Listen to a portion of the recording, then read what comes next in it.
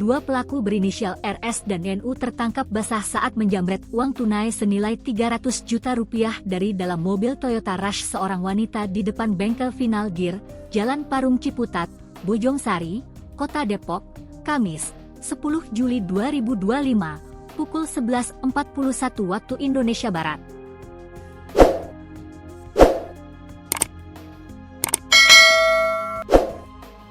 Kasih Humas Polres Metro Depok AKP Made Budi menjelaskan, insiden bermula ketika korban berinisial S mengemudikan mobil Toyota Rush dari rumahnya menuju ban di kawasan Parung sekitar pukul 9 waktu Indonesia Barat. Korban mau mengambil uang tunai sebesar 300 juta rupiah. Usai transaksi sekitar pukul 11.30 WIB, korban langsung kembali menuju kediamannya di daerah Pengasinan, kata Made saat dikonfirmasi Kompas.com. Kamis.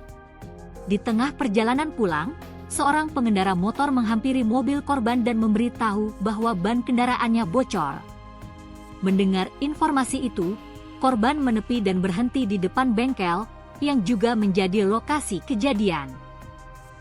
Saat korban dan saksi turun dari mobil untuk memeriksa ban, tiba-tiba terdengar teriakan dari saksi lainnya yang melihat pelaku tengah mengambil tas dari dalam kendaraan, ujar Made.